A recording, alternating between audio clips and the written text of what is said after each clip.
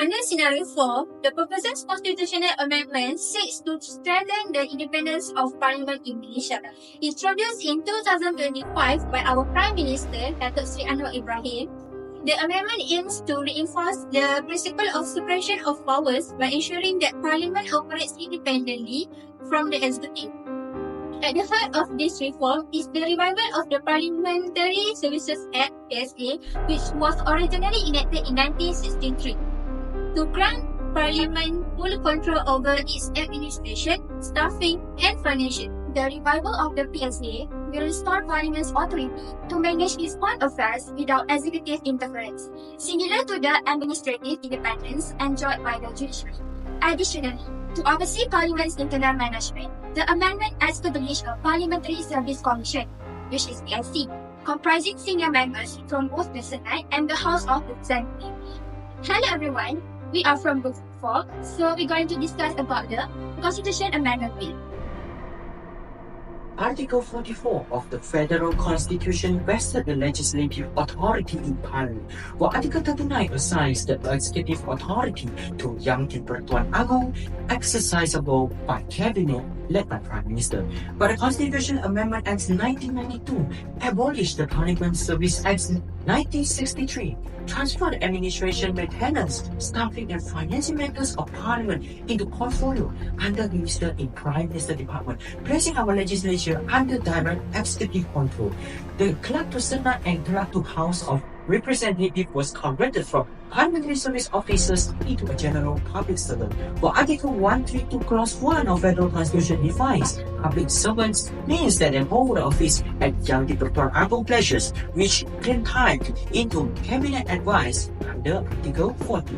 They are responsible for keeping custody of votes and proceeding records, the bills, and other documents that they go before the House. Of course, they can set aside other bills or motion to focus on debate session of certain bills that intend to be passed by Cabinet and speakers immediately. The clerk do not have an opportunity to advise on proper parliamentary procedure that may oppose the government order. It was also expected that debate on minority report provided by oppositions that consists of recommendation of bills may be easily rejected due to reasons of constraint of time. From passing the Peaceful Assembly Act 2012 to Anti-Fake News Act 2018 in 30 days, our country was not strange with bills that were tabled without sufficient public consultation or passed within adequate time allocated for the debate. Although in a cabinet system, government bills usually sail on the ruling majority, but a truly democratic parliament will still allocate adequate time and opportunity for the debate and consultations. Over the years, many NGOs, including Bersih, have consistently advocated for strengthening parliamentary democracy in Malaysia throughout various public demonstrations. As Maria Chin Abdullah once emphasized, democracy is more than just an election. It is about participation, debates, and accountability. To fulfill that idea, parliamentary must not only reflect the view of majority, but it provide a source for meaningful dissent and deliberations. Financial autonomy under the management of the Parliamentary Service Council enables the hiring of expert research to provide various suggestions to the Parliament, and the investment in technological advancement for visuals, heating, and live casting through the financial autonomy. The Parliament is often referred as the House of People, a place where citizens' voices are heard, their concerns are addressed. However, the recent events such as the incident involving Teo Peng Book being denied entry to submit a memorandum highlight a disconnect between idea and the current practices. In December 2024, over 50 journalists and civil society members marched to Parliament to submit a memorandum protesting proposed amendment to media law, which Communication Minister Fahmi Fadzli received the memorandum at parliamentary entrance, but the group was not allowed to go inside. The scenario raised critical questions about accessibility and transparency of the Parliament. The Parliament Select Committee PSC session, for instance, are not open to the public, and the proceeding remain confidential until rewards are tabled in the Dewan Rakyat. Along with Section 14, Subsection 1A of Parliament Service Act, parliamentary service officers shall not disclose any information that obtained by him in the course of his duties. And several reforms could happening soon, that including a formal process for citizens to submit memorandum and petitions directly to Parliament to ensure that their voice are heard and considered. A long journey began with a single steps. Reform is not an oversight endeavor. It requires a phased and deliberate approach to amend the legislation. Present passage of Parliamentary Service Bill 2025 marks a significant first step towards restoring parliament autonomy in Malaysia. Amendment of the Constitution, Amendment Bill 2025 was introduced to all the members of Parliament through the first reading in the Dewan Rakyat by the Minister of Law and Institutional Reform, Dato Sri Azalina binti Osman Said, on 24th February 2025. The Blue Bill has been distributed on that day. That includes detail of the amendment for them to prepare for the next reading soon. On the second reading, the Prime Minister suggests proceeding with the second reading of the bill. After that, the Tuan Yang Dipertua will announce that the second reading will be started, and he will read the list of people who will debate in the second reading session. Each representative can debate for 7 minutes each. After that, the representative, with the consent of the Tuan Yang Dipertua, will start the speech alternately. At the end of the debate session, the Tuan Yang Dipertua gave a chance to Dato Sri Azalina to answer the question and rebut statements made during the debate session. After that, to pass the bill to go to the next reading, there will be a vote which needs 2/3 majority to pass the amendment according to the Article 159 Clause 3 of Federal Constitution, which is 148 people out of 222 members. The voting starts for a period of 10 minutes, and the result of the vote will be checked by each block representative appointed by the Tuan Yang Dipertua with an observer who will help the person who checks the result of the vote. On 4th March 2025, the results are 148 members out of 222 members of both houses of Parliament, which reached the requirement passing the bill to the next reading. On the same day, the third reading was held by suggestion of the Minister, and the person backed the suggestion. The bill was passed with 148 members out of 222 members of the Parliament, which means that the bill will be read at the Dewan Negara soon. After that, the bill will be brought to Dewan Negara for another 3 readings. The reading process in Dewan Negara is the same as procedure in Dewan Rakyat, where the first reading will be held to tell the members of the Dewan Negara about the bill that had been passed in Dewan Rakyat. In the second reading, it will come to the debate sessions and voting session, which according to Article 159 Clause 3, an absolute 2/3 majority of Dewan Negara needed, which is 39 members out of 57. On 30th March 2025, the bill passed by a total vote of 46 members of Dewan Negara. In the third reading, the bill also passed but with 47 members out of 57. For the last procedure, it will be presented to the Yang di-Pertuan Agong for royal assent and will come into operation on a date to be appointed by the Yang di-Pertuan Agong by notification in Gazette. For the amendment of Parliamentary Service Act 2005, known as PSA, the process of the amendment is a little bit different. In Dewan Rakyat, for the second reading, Dato Sri Azalina gave a brief talk about the PSA and listed up all the acts in the PSA. After that, the Yang di-Pertua will announce the second reading will be started and open to debate. The time given is less than reading for the Constitution Amendment Bill, which is 5 minutes each. For voting, they use a method called majority voice vote. A session will be held after the debate session, where all the representatives will hit the table and see either agreement or disagreement sound louder. At the end of the debate session, Dato Sri Azalina will wrap up. After that, in third reading, a session will begin to discuss the addition and deletion for the draft. In that session, all the suggestions will be discussed and decide whether the changes are needed or not. In Dewan Negara, method majority voice vote also has been applied in this hall, where if the agree sound is bigger than disagree sound, or vice versa, will make the amendment pass or not pass. After that, the House will sit as the committee, and after discussion, there is no more other amendment, and it was passed in the Dewan Negara on 20th March 2025. Next is the advantages and the effects on the governance and democracy. So the first one is strengthens parliamentary oversight and check and balance. Reviving the Parliamentary Services Act restores Parliament's ability to perform its oversight role independently. Without relying on the Prime Minister's Department for staffing and funding, Parliament can form select committees, question ministers, and hold hearings without interference. This autonomy strengthens the separation of powers, ensuring the executive is held accountable and that public governance becomes more transparent and responsible.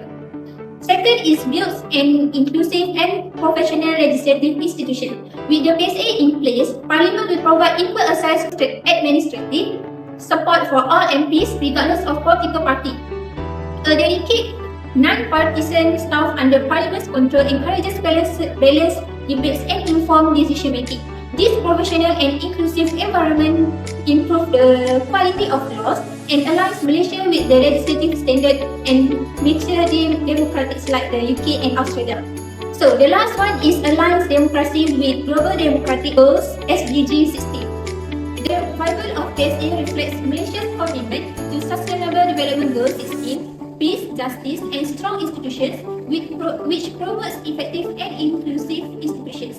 A fully independent parliament can better craft laws that serve public needs and ensure accountability through collaboration with civil society. This reform not only improves domestic governance but also enhances Malaysia's democratic reputation globally. On the other hand, it has some drawbacks, which is firstly insufficient job security and vulnerable to administrative intervention. The reintroduction of the Parliamentary Service Act 2025 may raise job security concerns as it could cause role confusion, reporting issues and conflicts between parliamentary and civil service staff. The expanded 16-member Parliamentary Service Council compared to 7 members in 1963 may complicate decision making. If Parliament controls its appointments, it could create differences in employment terms and career paths compared to the civil service.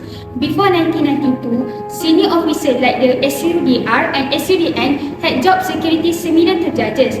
However, after the Act's repeal, only early appointees keep this protection, while newer ones could be reassigned. The 2025 bill may allow their dismissal and subject them to General Federal Service rules, which showing a lack of job security. Since the Law and Justice (PIS) party took power in Poland, the ruling party used Parliament's power to control the courts and public service, reducing independence and increasing political pressure on officials.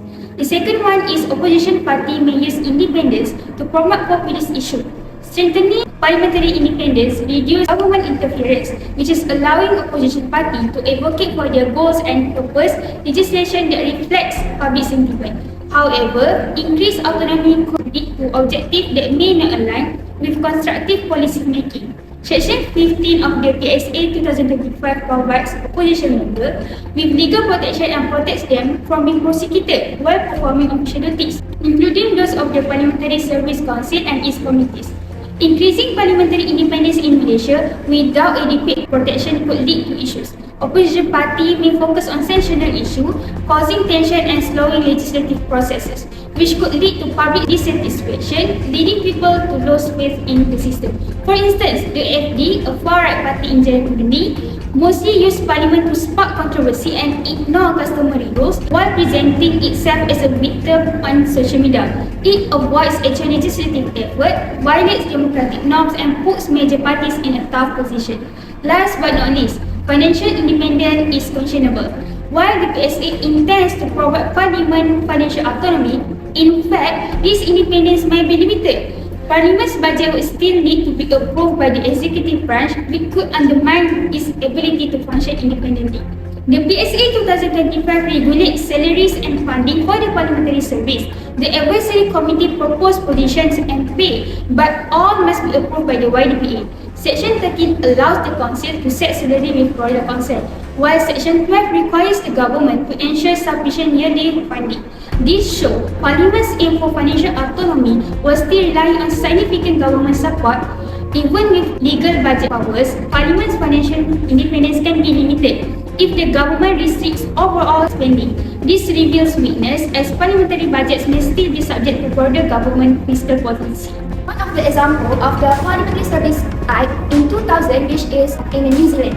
The Parliamentary Service Act 2000 restructured the management of administrative service and funding for New Zealand's parliament, ensuring these functions are independent from the executive government. The key changes in the Act include, first, the creation of the Parliamentary Service, which provides support service to Parliament. Second, a General Manager who reports directly to the Speaker of the House. Third, the establishment of a Parliamentary Service Commission to advise on rules for services and funding. Fourth, the creation of a review committee to keep things in check. And lastly, a Parliamentary Corporation responsible for managing Parliament's assets. The Act gives the Speaker control over the parliamentary buildings and sets clear rules for MPs filing based on the advice of the Commission. In summary, the proposed constitutional amendment and the revival of the Parliamentary Service Act introduced by the Prime Minister Dato Seri Anwar Ibrahim to ensure parliamentary independence represent a significant step forward strengthening Malaysia's democratic framework. By re-establishing the Parliamentary Service Commission, this reform aimed to restore the separation of powers by ensuring that parliamentary functions more effectively, professionally and autonomously. As a result, enhancing its ability to uphold democracy and provide checks and balances on the executive. However, the proposed amendment may also bring unintended drawbacks that could leave a lasting impact on the country. Therefore, while the reform offers a lot of benefits, it must be carefully implemented to avoid potential negative consequences that may undermine its original intent. Despite all the drawbacks of amendment, we shall be ready in pursuing reform and take that decisive step to establish true separation of powers in Malaysia. Such a change requires boldness and resolve because justice delayed is just denied.